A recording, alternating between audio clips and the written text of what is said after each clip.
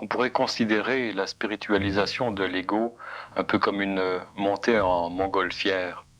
Et la spiritualité jouerait un peu le rôle d'un gaz, de l'hélium, et qui ferait monter l'ego dans des altitudes de plus en plus élevées à la rencontre de l'esprit.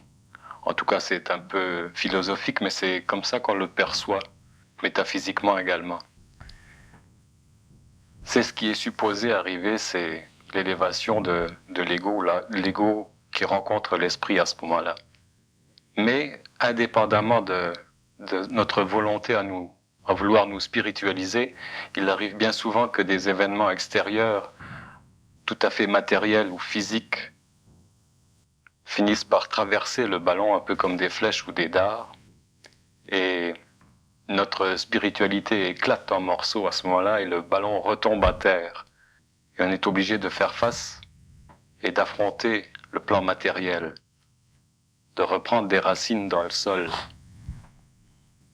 Est-ce qu'il y a une façon harmonieuse d'aller à la rencontre de l'esprit tout en conservant un contact avec la réalité physique? Bon. Vous parlez d'aller à la rencontre de l'esprit. L'homme qui va à la rencontre de l'esprit fait cette expérience parce qu'il y a en lui de la mémoire. Il y a en lui des liens anciens sur le plan de l'expérience avant la descente dans la matière. La spiritualisation de l'homme, ça fait partie d'une sorte de contrat entre le monde invisible et le monde de la matière, le monde de la mort et le monde de la matière. Et lorsque l'homme vient dans la matière, il remplit ce contrat d'une façon inconsciente.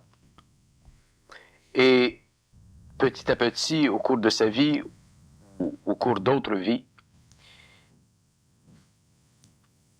il vit l'expérience de l'esprit à travers son inconscience, il se spiritualise et il souffre.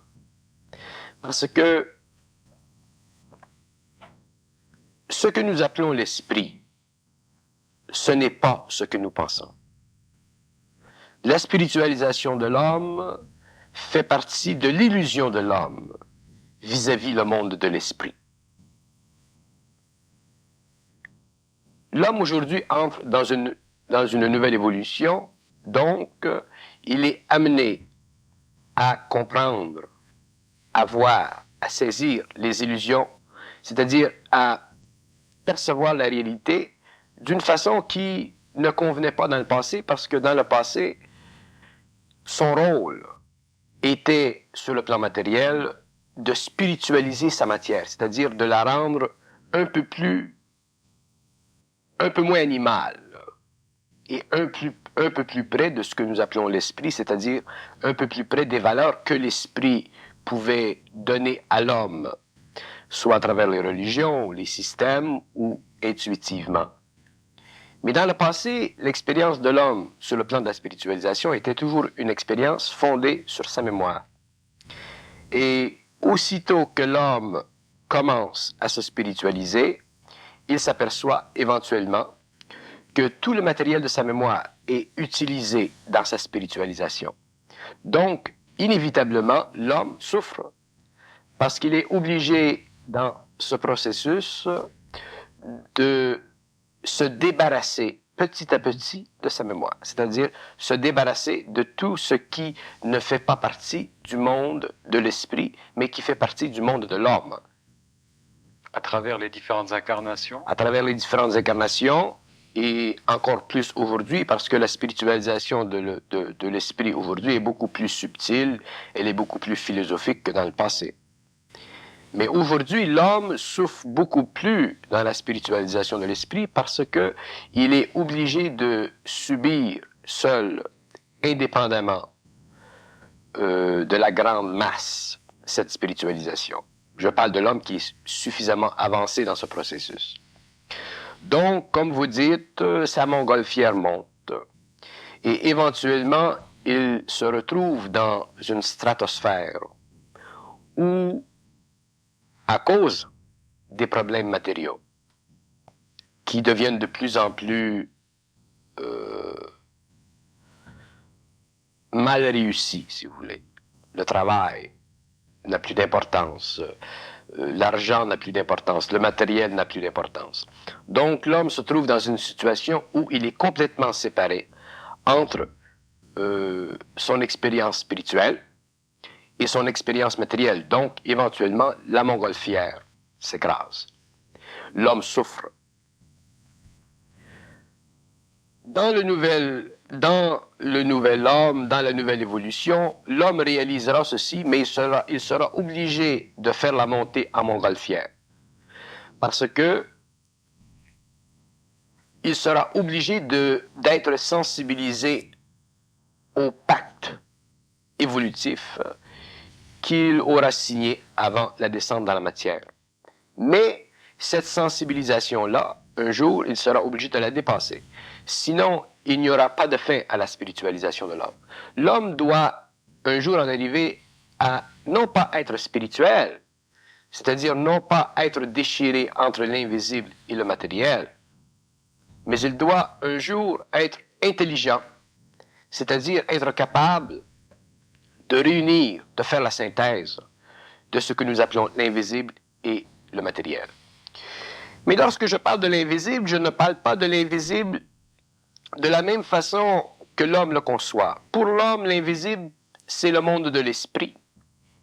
Tandis que pour moi, l'invisible, c'est le monde de l'énergie qui est au-dessus du monde de l'esprit et au-dessus du monde de la matière. Autrement dit, c'est l'infrastructure du cosmos. Et pour que l'homme en arrive à être intelligent, c'est-à-dire créatif dans son intelligence, il faut qu'il en arrive à voir l'illusion de la spiritualisation, c'est-à-dire l'illusion du pacte qu'il a signé avant la descente dans la matière.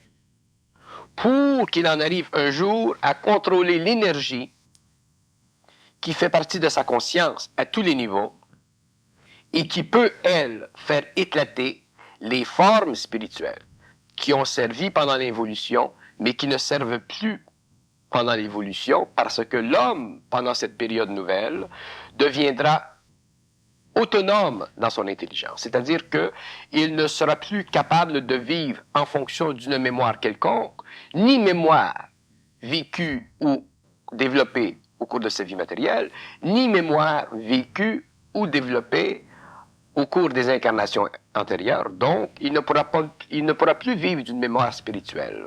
La spiritualisation de l'homme, c'est de la mémoire spirituelle, c'est-à-dire c'est l'application dans la vie de l'homme d'aujourd'hui de certaines expériences antérieures à sa vie présente.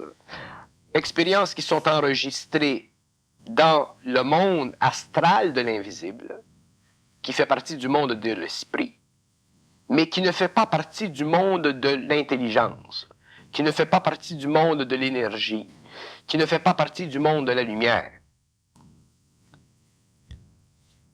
Si nous parlons de spiritualisation de l'homme, nous devons en parler à partir du point de vue de l'homme qui a intégré l'énergie.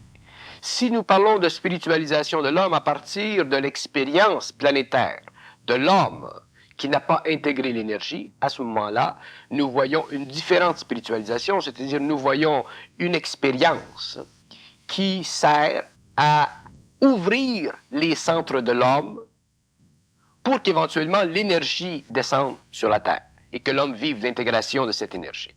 Donc la fonction de la spiritualité, c'est d'amener l'homme à ouvrir ses centres d'énergie. Mais ceci ne peut se faire que lorsque l'homme est prêt à vivre la fusion avec l'énergie.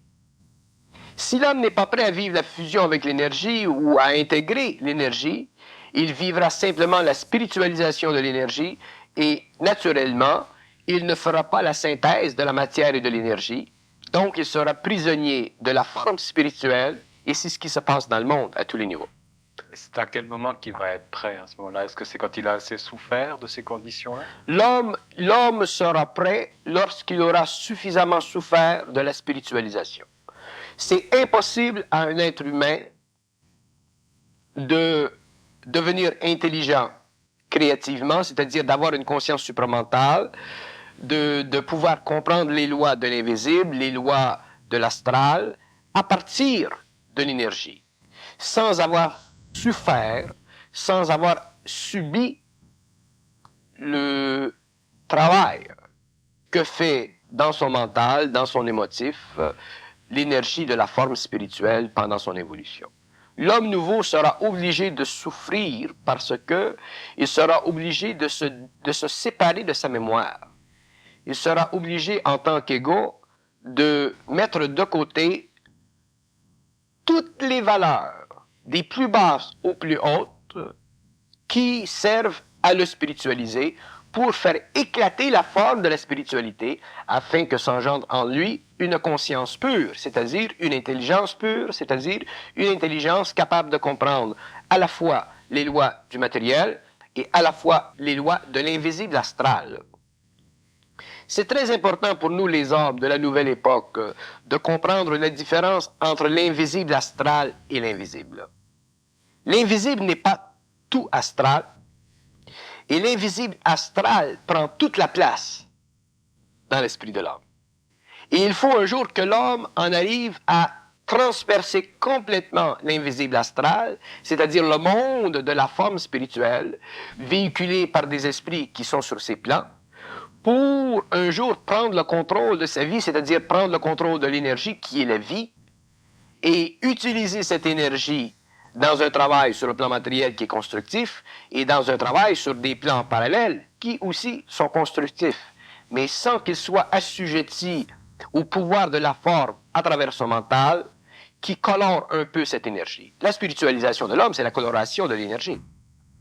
Que vous soyez chrétien, juif, mahomédan, témoin de Jéhovah, que vous soyez occultiste, ésotériste, que vous soyez n'importe quoi, l'énergie spirituelle de votre mental, c'est une énergie qui est colorée. Et elle est colorée en fonction de la mémoire que vous avez, c'est-à-dire en fonction de vos expériences antérieures. Et l'énergie ne doit pas être colorée. Si l'énergie de l'homme, ou lorsque l'énergie de l'homme ne sera plus colorée, l'homme sera intelligent, c'est-à-dire qu'il verra la coloration dans tout. Et voyant la coloration dans tout, il sera libre des illusions. Donc, il ne sera plus spirituel dans le sens ancien du terme.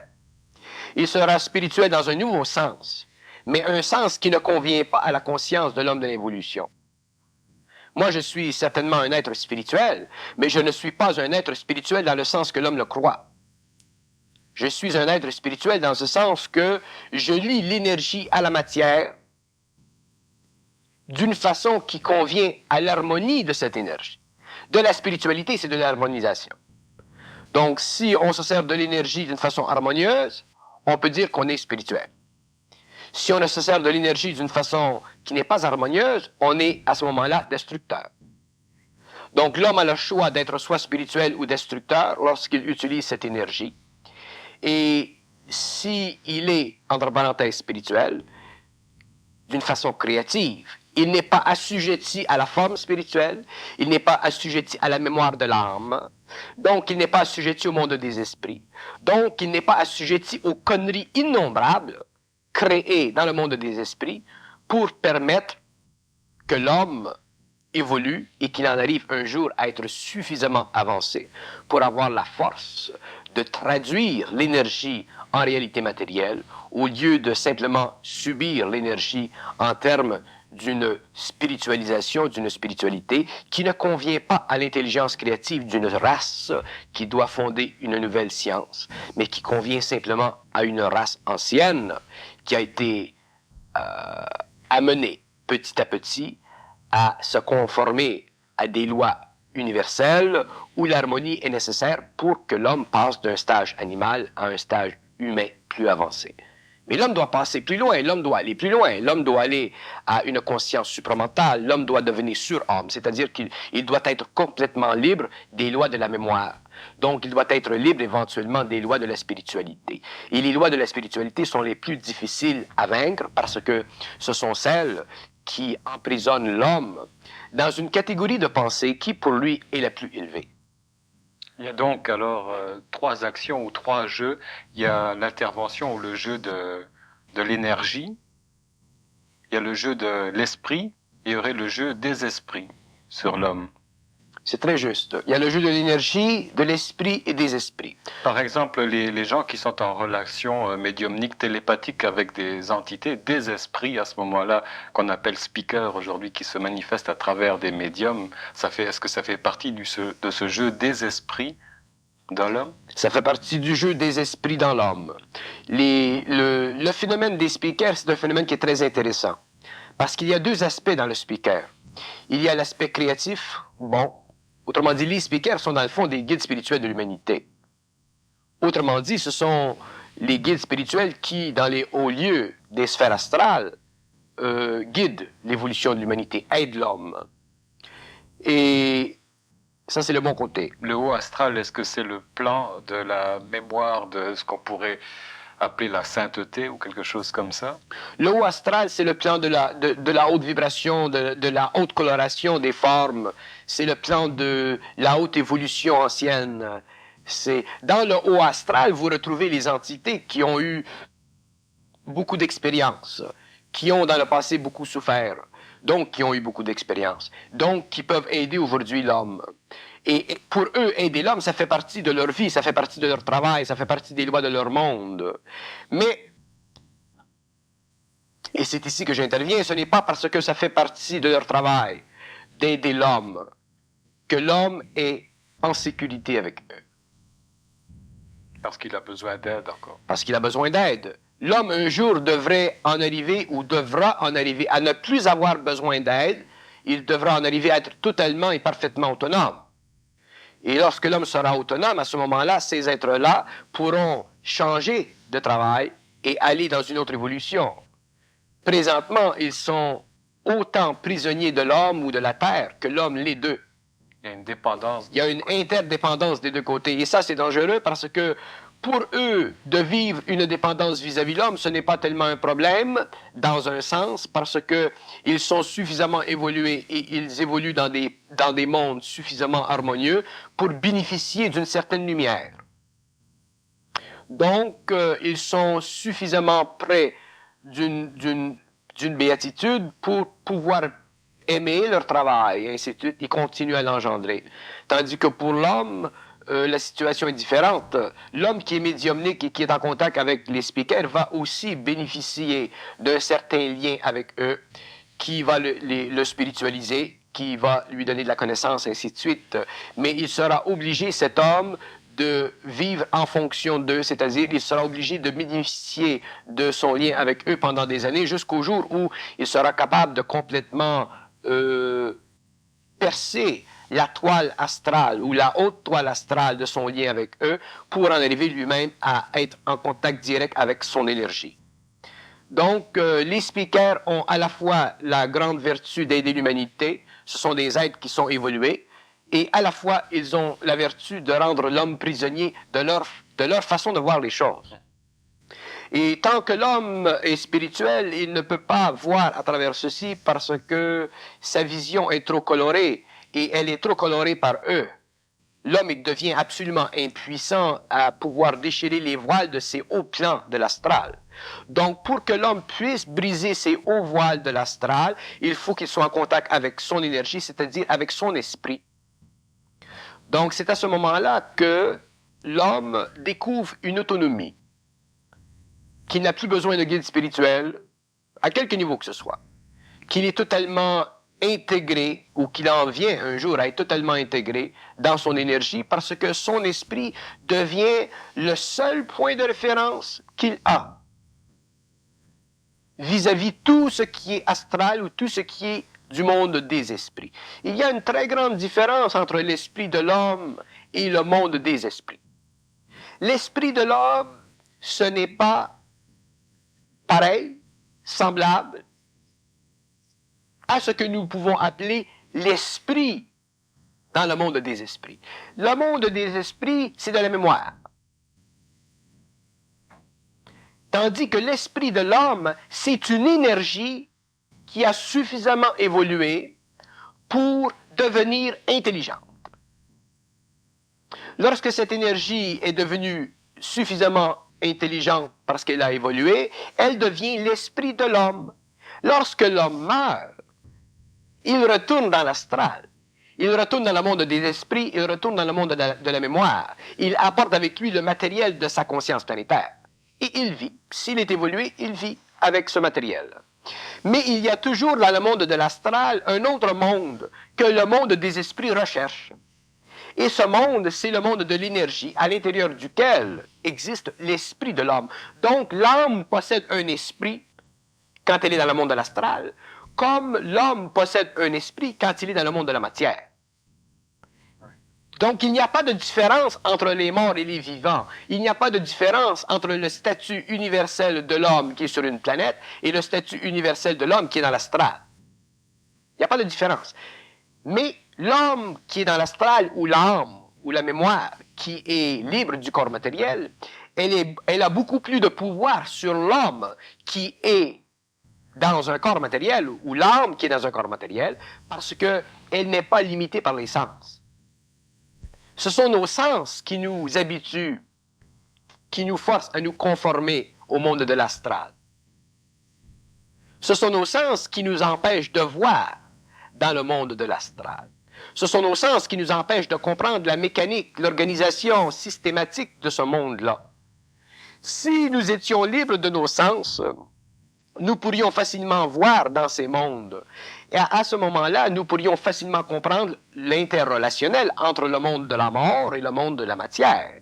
Donc, nous comprendrions facilement les lois du jeu.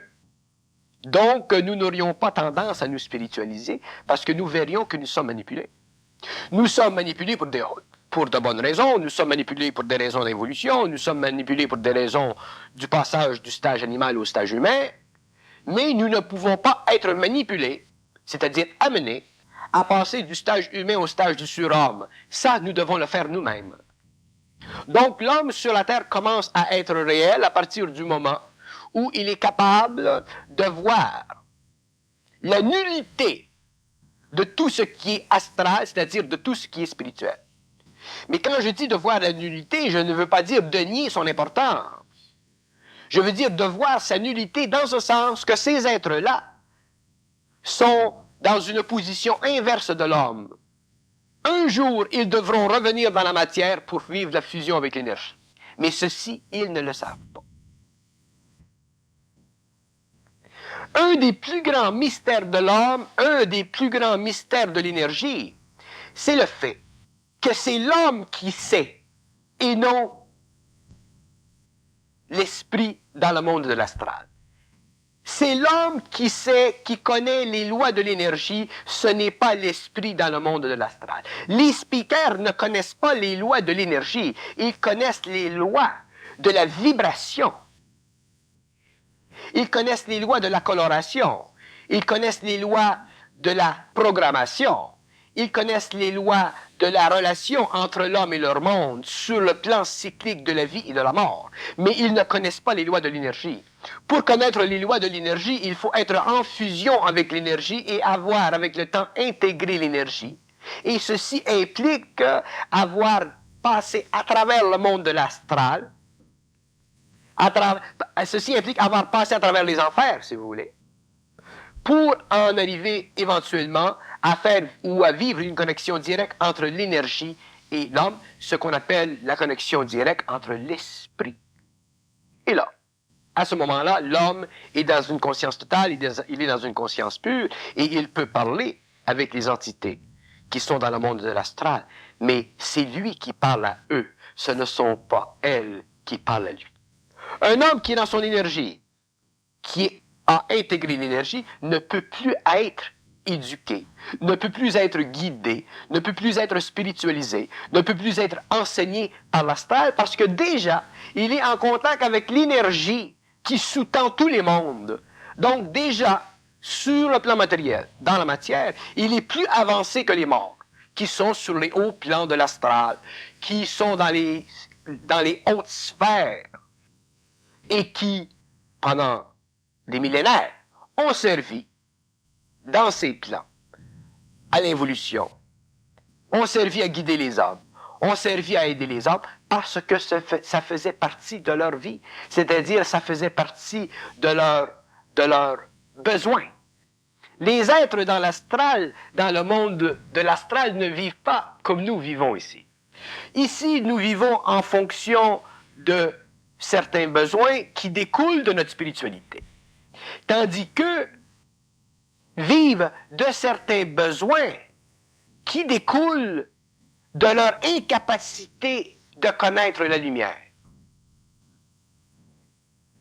Ce que je veux dire, c'est que sur le plan humain, notre vie découle des besoins qui sont directement le relief de notre mémoire. Nous vivons ici sur la Terre en fonction de notre mémoire, consciente ou inconsciente. Donc, plus notre mémoire a de la puissance ou du pouvoir chez nous, plus notre vie elle est conditionnée par notre mémoire, donc plus elle est conditionnée par le monde de l'astral. Tandis que dans le monde des esprits, eux, n'étant pas assujettis aux lois de la matière, ils sont assujettis à d'autres lois. Ils ne sont pas mieux que nous. Leur vie n'est pas plus facile que la nôtre, bien qu'elle soit très différente de la nôtre.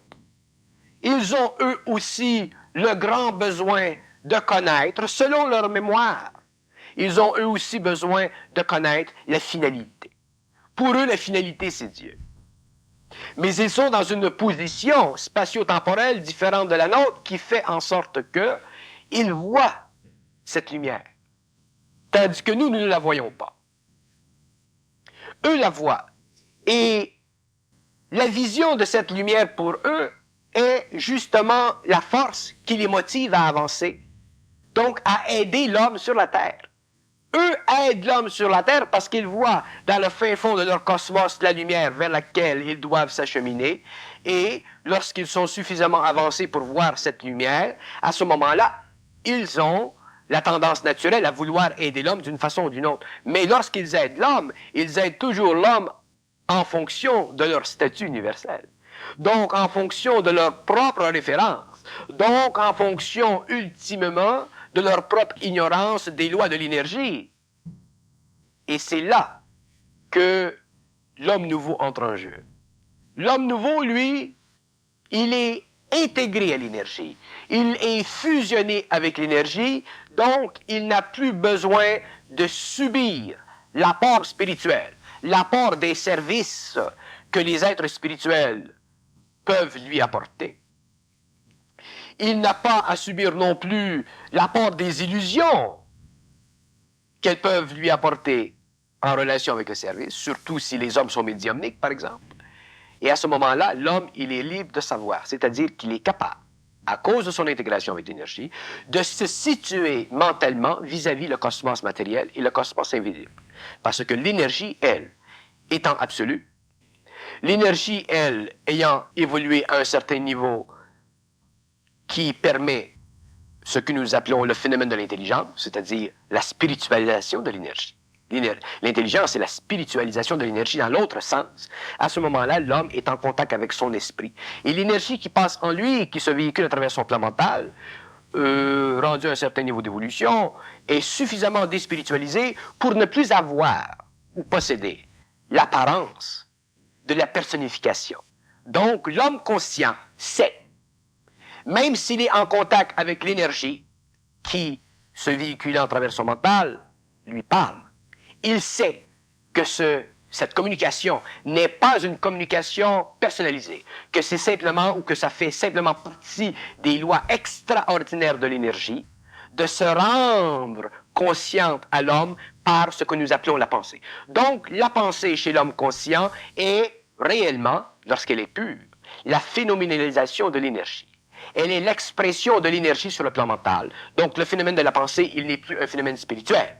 Il est simplement la représentation dans le mental de l'homme, de l'actualisation de l'énergie dans une instantanéité cosmique qui permet à l'homme de pouvoir, au niveau de son cérébral, interpréter cette énergie et lui rendre, par la parole ou par la pensée, une valeur quelconque sur le plan de la science, sur le plan de la connaissance. Est-ce qu'on peut dire que par la fusion, c'est le surhomme qui va libérer le plan astral? Exactement. Le surhomme libérera le plan astral parce que, aussitôt que l'astral sera conscient qu'il y a sur la terre des hommes qui savent, ces êtres-là chercheront à entrer par médiumnité à travers des hommes afin de pouvoir aller chercher dans le monde de l'homme, en fusion et en intégration, de la connaissance, afin qu'eux puissent accélérer leur intégration avec l'énergie, c'est-à-dire redescendre dans la matière. Vous savez, lorsque nous sommes bien au soleil, on n'est pas tellement intéressé à descendre dans l'ombre. Et ces êtres sont un peu ainsi. Ils sont tellement bien dans leur soleil, dans leur espace, qu'ils ne veulent pas descendre dans la matière. Et un jour, pas nécessairement sur notre planète, mais sur d'autres planètes, un jour, ils seront obligés de descendre dans la matière afin que l'énergie se fusionne avec leur ego. Bon, alors on voit le jeu des esprits, mais quel serait le jeu de l'esprit à ce moment-là dans l'homme? Le jeu de l'esprit dans l'homme n'existe pas. La seule raison pour laquelle il semble exister, c'est parce que l'homme possède trop de mémoire. L'homme vit trop l'esprit comme si l'esprit était un esprit. Le fait que l'homme vive l'esprit comme si l'esprit était un esprit donne à l'homme de l'importance au phénomène ou à la personnalisation de l'esprit. C'est là que l'homme fait des erreurs. Si l'énergie passe dans l'homme et devient pour l'homme de l'intelligence, donc l'homme, à cause de la phénoménalisation de son mental, a tendance à donner à ce phénomène une qualité personnelle. Il écoute, mais il n'écoute pas de l'énergie. Il n'écoute pas de l'énergie dépersonnalisée. Il écoute une entité. L'homme ne peut pas voir la différence entre une entité et de l'esprit. Pour l'homme, de l'esprit, c'est une entité. Lorsqu'en fait, de l'esprit, ce n'est pas une entité. De l'esprit, c'est simplement de l'énergie intelligente. Donc, pour que l'homme puisse en arriver à passer à travers ses voiles, il faut qu'il souffre parce que sa condition humaine est une condition de relation entre l'homme et le monde des esprits. Avant de venir dans la matière, l'homme était un esprit. Il est venu dans la matière, il a établi un pacte avec le monde des esprits. Et une fois qu'il vit dans la matière, parce qu'il est suffisamment évolué, la transformation de l'énergie, qu'il en arrive à la haute conscience humaine, il est obligé de voir à travers cette subtilité.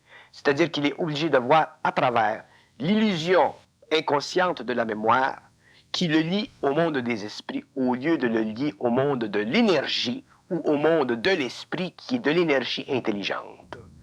Et pour ce, il faut que l'homme détruise toute forme de spiritualisation parce que la spiritualisation a tendance à personnaliser l'esprit et à donner à l'esprit qui est une réalité absolue, une qualité relative cosmique.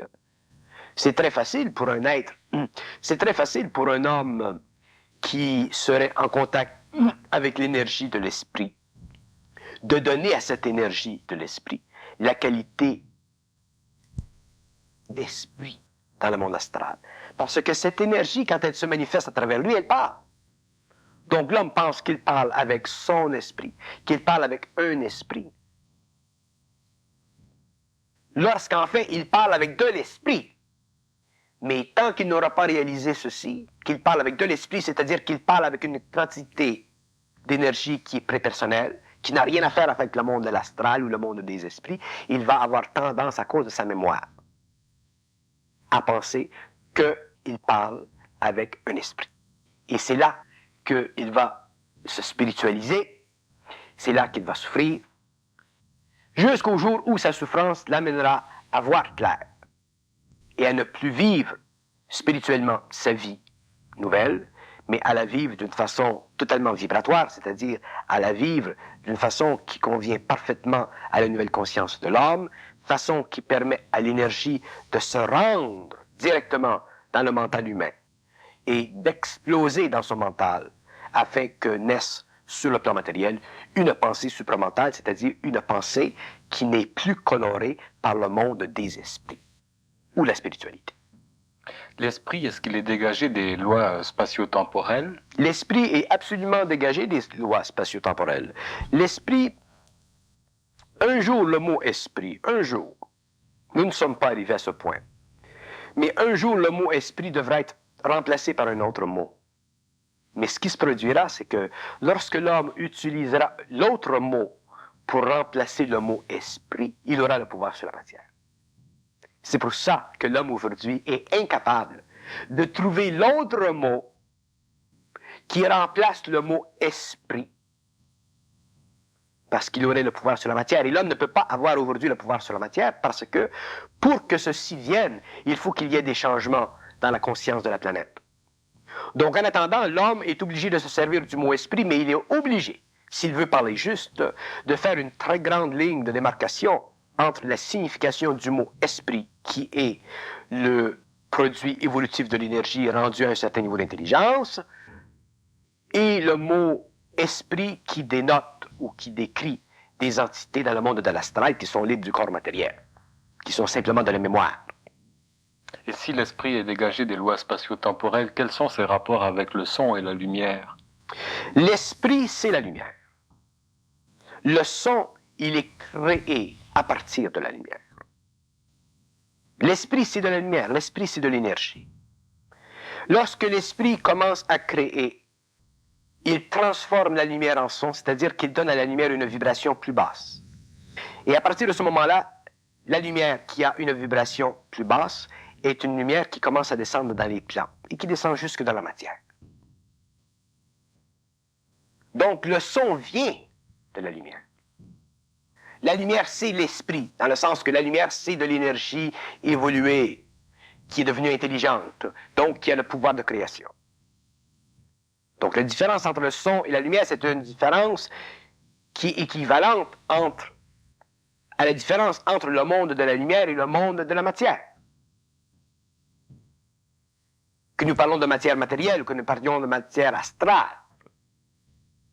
Le son commence à partir du moment dans le cosmos où la lumière crée. Le son, il est issu de la lumière pour donner à la matière des plans inférieurs une conscience. S'il n'y avait pas de son, il n'y aurait pas de conscience. Parce que c'est le son qui donne aux différentes matières la capacité de s'amalgamer, de se transformer, de se transmuter. La lumière, elle, donne le mouvement. Elle donne la puissance. Autant le son est issu de la lumière, autant le son est relatif à la lumière. Mais jamais la lumière est relative au son. Donc, la lumière, c'est l'esprit. Le son fait partie des mondes inférieurs.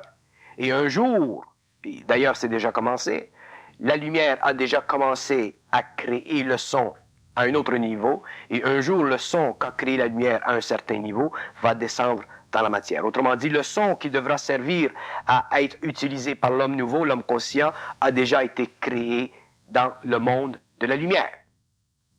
Et avec les années qui viennent, ce son descendra et éventuellement, lorsque l'homme sera prêt, il pourra l'utiliser. Mais il pourra l'utiliser, ce son, parce que déjà, lui, sera dans son intelligence.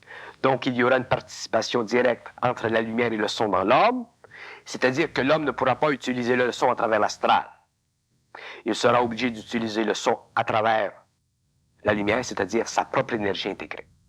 Et c'est pourquoi l'homme doit éventuellement se déspiritualiser, pour en arriver à vivre de la relation étroite entre l'énergie et lui, qui est de la lumière, pour qu'un jour il puisse utiliser le son afin de créer sur notre planète une très grande civilisation.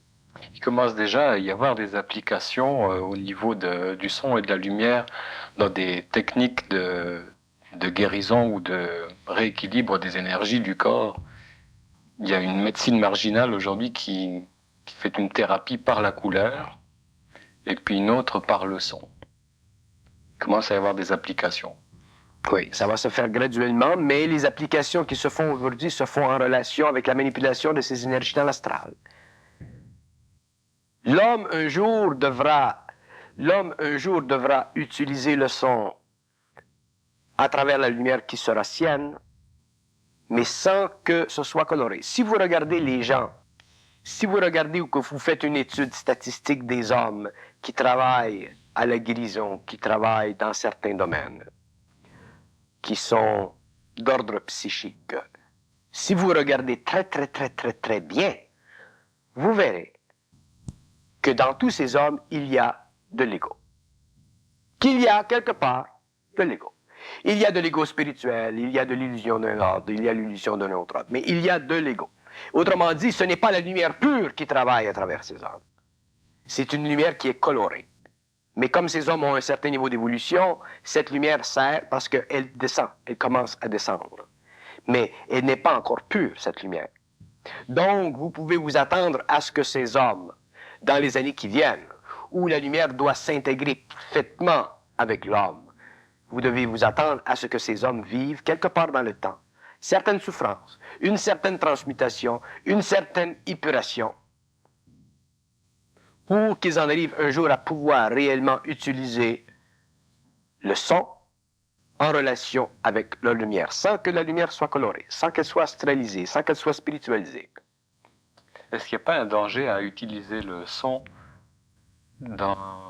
peut-être en interférant sur d'autres plans? Est-ce que le son ne pourrait pas interférer sur le plan astral ou d'autres plans? Est-ce que ça frôlerait pas la magie noire? Ça dépend de l'individu. Ça dépend de l'individu. Moi, je parle à partir de mon point de vue. Je dis que il y a deux lignes. Il y a l'involution, il y a l'évolution, et il n'y a pas de partage entre les deux. Un homme qui est dans l'involution ne peut pas être dans l'évolution. Un homme qui est dans l'évolution ne peut pas être dans l'évolution. Donc, les lois qui gèrent l'homme, ici, à la pointe, ce sont des lois qui sont absolues. Il y a des hommes qui passeront à l'évolution. Ces hommes qui passeront à l'évolution seront obligés de vivre l'intégration de l'énergie avec leur ego, donc ils seront obligés de faire sauter tout ce qui en eux est astral. L'énergie ne le fera pas eux. L'énergie fera sauter tout en eux ce qui est astral. Ceux qui ne sont pas prêts à vivre cette intégration d'énergie, pour toutes sortes de raisons, sont des hommes qui seront obligés de le vivre dans d'autres temps. Et en attendant, selon leur passé, ils travailleront avec le son. Ils auront la facilité de manifester un peu le pouvoir du son. Mais cette manifestation du pouvoir du son sera colorée astralement. Elle ne sera pas pure. Donc, si vous regardez avec des yeux qui voient loin, profondément, vous verrez dans l'ordre de leur expérience paranormale, psychique, dans cet ordre, qu'il y a de l'ego. Donc, il y a de l'illusion. Donc, il peut y avoir un peu de charlatanisme. Donc, il peut y avoir un peu de tendance à exploiter l'homme. Mais c'est l'homme lui-même qui doit voir. L'homme qui voit, qui doit voir. Les hommes qui ne voient pas, eux, bénéficient de ces services rendus. Parce qu'il y a parmi ces services des services qui ont de la valeur. D'ailleurs, tout a de la valeur, mais le point n'est pas là. Le point est-ce que l'homme qui travaille avec les forces travaille avec des forces qui viennent de la lumière et qui passent à travers eux et se canalisent à travers eux, ou est-ce que les hommes qui travaillent avec des forces travaillent avec de l'énergie interceptée par l'astral? Et elle est là la question. Et moi je dis que tant que l'homme n'aura pas intégré son énergie, autrement dit qu'il n'aura pas totalement déspiritualisé sa conscience, il sera manipulé par l'astral, c'est-à-dire que l'astral interviendra entre l'énergie et lui-même. Si je vous dis retour aux sources, qu'est-ce que vous entendez, vous, par ces mots, le retour aux sources? Retour aux sources, c'est un terme que je n'aime pas parce que c'est un terme qui veut dire retour à des sources que nous ne comprenons pas. Le retour aux sources, pour l'homme, c'est le retour à la haute spiritualité. C'est le retour à la lumière. Mais quelle lumière? La lumière de l'astral? Le retour à la lumière de l'astral, ce n'est pas le retour aux sources, c'est le retour à l'ancienneté. Et l'homme ne doit pas retourner à l'ancienneté. L'homme doit reprendre le contrôle de l'énergie qu'il a perdu lorsqu'il a été amené sur la Terre. Lorsque l'homme a commencé à développer l'ego, que le contact entre l'énergie et lui a été scindé, et que l'astral a commencé à prendre le contrôle de son évolution, c'est là les sources. Donc, le retour aux sources veut dire que l'homme, un jour, devra être suffisamment avancé en intelligence et en volonté pour mettre un arrêt complet sur le potentiel d'influence de l'astral dans la vie de l'homme terrestre. À ce moment-là, l'homme sera dans la source. Il sera dans la source. Mais l'homme ne retournera pas aux sources à partir de son ego. C'est la source qui viendra en lui et qui fera éclater ce qui en lui fait partie de son ancienneté, de son astralité, de sa mémoire. L'homme peut jouer avec la spiritualité, l'homme peut aller d'une école à une autre école, l'homme peut aller d'une philosophie à une autre philosophie, l'homme peut manipuler un peu, selon son corps de désir, son tempérament, son caractère, sa vie. Mais l'homme ne peut pas manipuler l'énergie. Et c'est là le test. Lorsque l'énergie entrera dans l'homme nouveau, elle fera éclater tout ce qui fait partie de l'homme ancien. Donc, toutes les considérations philosophiques, spirituelles, métaphysiques, retour aux sources, l'homme comprendra ce que ça veut dire. Et le retour aux sources ne veut pas dire le retour à la spiritualité de l'homme. Le retour aux sources veut dire la reprise du contrôle de l'énergie cosmique sur la Terre par l'homme. Mais à un prix. Et le prix, c'est la destruction de ce qui est toute conscience astrale en lui. Donc, toute forme quelconque de spiritualité. Y a-t-il un Dieu pour vous? Et s'il n'y a pas de Dieu, qu'est-ce qu'il y a? Mais oui, mais Dieu, Dieu, c'est un concept humain. Vous me demandez, est-ce qu'il y a un Dieu pour vous? Est-ce que le concept humain que nous avons utilisé pendant des millénaires vous sert? Et naturellement qu'il ne me sert pas. Je suis rendu en 1984. Et j'ai mes propres expériences internes. Donc, effectivement, pour moi, il n'y a pas de Dieu comme pour l'homme. Le mot Dieu n'a aucune importance pour un homme conscient. Le concept de Dieu, c'est un concept astral. Même les entités dans l'astral recherchent Dieu.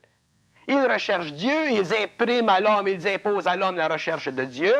Donc, le monde de la mort et le monde du matériel sont deux mondes qui sont à la recherche de Dieu.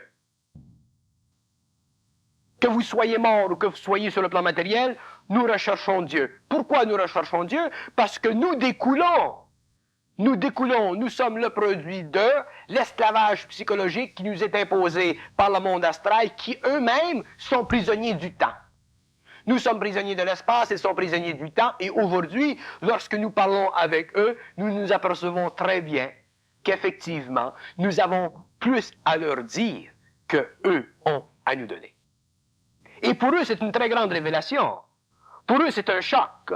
Pour eux, c'est une révélation de savoir, de réaliser qu'il y a sur la terre des hommes qui savent, c'est-à-dire des hommes qui ne sont plus prisonniers d'eux. Des hommes qui ont réussi à se libérer d'eux. Donc, le concept de Dieu, est-ce qu'il y a un Dieu pour moi, c'est absolument une question qui n'a pas de sens, qui n'a pas d'orientation, parce que c'est un concept humain, c'est un concept astral. C'est un concept qui nous a été mis dans la tête. Et il nous a été mis dans la tête parce qu'il a servi à nous rendre plus humains, moins animal. C'est pour ça que le concept de Dieu nous a été mis dans la tête. Est-ce qu'il n'y a pas une réalité derrière la Trinité en tant que concept toujours, mais est-ce qu'il n'y a pas une certaine réalité derrière ce qui est exprimé par le Père, le Fils et l'Esprit? Oui, mais il faut la comprendre. Mais c'est quoi alors la réalité? Je suis d'accord qu'il y a une réalité dans le concept de la Trinité, le Père, le Fils et l'Esprit, mais il faut le comprendre. Si nous personnalisons le Père, nous sommes dans la merde. Ouais, si nous personnalisons le Fils, nous sommes dans la merde. Si nous personnalisons l'Esprit, nous sommes dans une plus grosse merde. Parce que c'est à partir de l'Esprit que nous comprenons le Père, c'est à partir de l'Esprit que nous comprenons le Fils. Donc, si nous ne comprenons pas l'Esprit, nous sommes perdus dans le Père et totalement incapables de vivre le Fils. Le Père, c'est la volonté, le Fils, c'est l'amour, l'Esprit, c'est l'intelligence. Ce sont des relations d'énergie. Ce sont des relations d'énergie, mais pour nous, c'est devenu des réalités astrales. Le Père, il a une valeur psychologique. Le Fils, il a une valeur psychologique. L'Esprit a une valeur psychologique. Mais dans le sens de l'énergie, le Père représente la volonté, le Fils représente l'amour, l'Esprit représente l'intelligence. Mais l'homme ne peut pas avoir accès au Père et au Fils, c'est-à-dire à la volonté et à l'amour, sans avoir de l'intelligence. Si l'homme n'a pas d'intelligence et qu'il a la volonté, il détruit. Si l'homme n'a pas d'intelligence et qu'il a de l'amour, il s'appauvrit. Donc, les hommes aujourd'hui qui vivent plutôt du Fils que du Père et de l'Esprit sont pauvres. Et regardez dans le monde les hommes qui vivent de spiritualité, qui sont trop assoiffés de spiritualité, qui se sont limités dans la spiritualité, qui est exprimée dans le monde de l'homme comme étant de l'amour. Ils ne sont pas capables de construire une civilisation. Ils sont dépouillés. Ils sont dépouillés. Et ça, c'est une insulte à l'homme, c'est-à-dire c'est une insulte à l'esprit, c'est-à-dire c'est une insulte à l'ordre cosmique des choses. Il ne devrait pas y avoir sur la terre de pauvreté. Donc, on ne peut pas invoquer la pauvreté pour donner au Fils, ou au Père, ou à l'esprit de la lune. Nous devons éliminer sur la terre la pauvreté. Pour que nous éliminions la pauvreté qui résulte de notre incapacité dans l'intelligence, de notre incapacité dans la volonté ou de notre incapacité dans l'amour, c'est-à-dire dans un amour réel, à ce moment-là, nous sommes obligés de voir et de comprendre les trois principes de la Trinité, non en fonction de l'astral. Nous ne pouvons pas voir le Père, le Fils et l'Esprit en fonction de l'astral, ou comme nous le donne, ou comme nous l'enseigne le monde des esprits, qui eux-mêmes sont empoisonnés et prisonniers de leur propre recherche pour le Père, le Fils et l'Esprit. Nous devons voir le monde ou la Trinité, ou comprendre la Trinité du Père, du Fils et de l'Esprit en fonction de l'énergie qui contient ces trois principes de volonté, d'intelligence et d'amour. Donc, à partir de ce moment-là, nous sommes libres, réellement, de vivre d'intelligence, libres de vivre de volonté, libres de vivre d'amour, parce que l'intelligence, l'amour et la volonté, dans le sens cosmique, nous donnent de la liberté. Mais si nous cherchons la volonté, le Père et l'Esprit, si nous cherchons la volonté, l'amour et l'Esprit, autrement dit, si nous cherchons à nous endoctriner d'une trilogie qui est totalement astrale, qui n'a de réalité qu'en fonction de la valeur émotive qu'elle donne à notre mental, donc à notre spiritualité, nous sommes absolument laissés impuissants devant la réalité de l'évolution. Nous sommes naturellement laissés impuissants devant la manipulation et l'implantation de pensées qui viennent du monde astral. Nous n'avons aucun contrôle sur l'énergie. Nous sommes des êtres de l'évolution. Donc, nous ne sommes pas des hommes réels. Nous sommes des hommes. Nous ne sommes pas des surhommes, c'est-à-dire que nous ne sommes plus, ou nous ne sommes pas des hommes qui ont finalement réalisé l'importance, la capacité de mettre fin à leur contrat astral pour finalement établir sur la Terre une nouvelle conscience, faire descendre sur la Terre l'énergie créative qui représente probablement, comme vous le dites, ce que nous appelons le Dieu. Mais nous comprendrons ce Dieu au fur et à mesure que nous serons de plus en plus intelligents, c'est-à-dire au fur et à mesure où nous aurons de plus en plus de volonté, c'est-à-dire au fur et à mesure où nous comprendrons plus en plus le principe de l'amour. C'est à ce moment-là que nous saurons qu'est-ce que c'est Dieu. Mais Dieu, ce ne sera pas l'expression psychologique d'un besoin émotif et spirituel du monde astral mis dans la tête de l'homme pour l'évolution, pour son incarcération, pour son emprisonnement, pour le garder dans un état mental infantile. Ce sera le produit de la recherche scientifique de l'homme sur le plan de la Terre comme sur les autres plans. C'est ça, Dieu. Dieu, il n'est pas, il deviendra. Et il deviendra lorsque les hommes, les systèmes, les royaumes, le matériel, le plan Terre, l'animal, l'homme, le surhomme, tout ce qui grouille dans le cosmos, tout ce qui grouille dans ce cosmos deviendra un jour conscientisé. La conscientisation finale, la finalisation de cette conscience donnera naissance à quelque chose d'autre. Ce quelque chose d'autre, ce sera ce que nous appelons aujourd'hui Dieu. Mais il n'y a pas de fin. Dieu n'a pas de fin. Dieu n'a pas de commencement. Donc, si Dieu n'a pas de fin et Dieu n'a pas de commencement, comment pouvons-nous savoir qu'est-ce que c'est Dieu? Comment pouvons-nous savoir si ça existe, Dieu? Comment pouvons-nous dire que nous croyons en Dieu? Il n'y a pas de fin et il n'y a pas de commencement. Lorsque nous parlons de Dieu, nous mettons un commencement, nous mettons une finalité quelque part. Il n'y en a pas de fin et de commencement à ce que nous appelons Dieu. Donc, si nous respectons inévitablement le manque de début et de fin à ce que nous appelons Dieu, mais soyons patients et devenons de plus en plus créatifs, devenons de plus en plus cosmiques, devenons de plus en plus intelligents, devenons de plus en plus volontaires, devenons de plus en plus amour dans l'expression cosmique. Et à ce moment-là, au cours de l'évolution, au cours de l'immense évolution qui est devant l'homme, qui est devant non seulement l'homme de la Terre, mais l'homme qui fait partie d'autres systèmes, un jour nous découvrirons peut-être qu'effectivement, dans l'énergie, il y a une conscience. Et que dans cette conscience, il y a un rapport avec l'homme. Et que dans le rapport entre l'énergie et l'homme, il y a un aspect de froideur qui représente ce que nous appelons une totalité divine, que nous appelons Dieu. Mais pour le moment, si nous perdons notre temps à vouloir investiguer ceci théologiquement d'une façon ou d'une autre, c'est que nous nous sommes abreuvés par le même désir que d'autres personnes dans le monde de la mort ont. Donc, nous sommes assujettis à d'autres qui courent, alors que nous, ici, nous courons. Merci beaucoup, Bernard de Montréal.